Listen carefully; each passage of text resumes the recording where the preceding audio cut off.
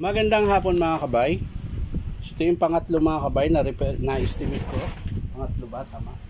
1, 2, 3. Ayan. Bali dito 6411 heat gun na DeWalt mga kabay. Ayan po mga kabay, nakasaksak po yan. Ayan, so switch natin. Ayan. Gumagana po siya mga kabay. Pero kahit i-pull na yan, naka-pull na yan mga kabay. Oh. Yun yung sa init niya, pull na po yan. Ayan. Pero di po siya nagbabago. Ay, bababa natin mga kabay. Yan, di talaga siya nagbabago dahil naka-low po yan. Kasi pull natin mga kabay yung init niya. Ayan, wala pa rin talagang baga mga kabay. Tapos yung switch niya mga kabay, maganit po i-on. Ano? Tapos diretso na siya 2. Wala nang 1. Ayan. So titingnan natin mga kabay kung bakit nagkaganyan. So ayan, off muna natin. Ayan. So tara, samahan nyo ako mga kabay, bubuksan natin. So ayan mga kabay, nabuksan ko na po. Nakalas ko na yung screw. So ayan, bubuksan na natin. Yun, may isa pa.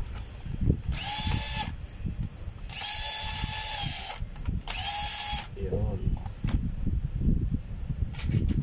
So ayan, check natin yung PVC nya, baka hindi na gumagana. So ayan, okay pa mga kabay. Hindi pa siya dumidiretso. Ayan. Tapos check natin yung element mga kabay. Ayan. Baka may putol, hindi siya nagana. Pero yung switch niya mga kabay, sira na po talaga yan. Stuck up po yung switch niya, matigas.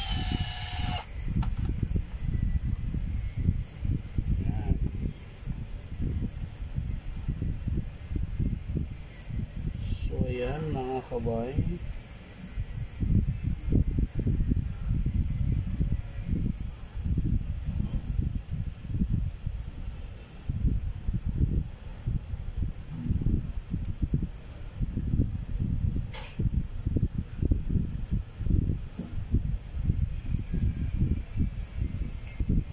ayun, may putol po siya sa ilalim mga kabay. Hindi lang makita mga kabay dahil maliit. Ayan. So ang papalitan natin dito mga kabay, yung PVC board niya mga kabay, okay pa naman. Ayan, wala pa pong nakitang pumutok. So okay pa yan. Yung motor niya mga kabay, tingnan natin. Baka maiksi na yung carbon. Ayun, mahaba pa. So okay pa mga kabay. Bali ang papalitan lang natin dito sa heat gun na DeWalt mga kabay, yung switch, ito po, ang tigas. Ayan. Ayan.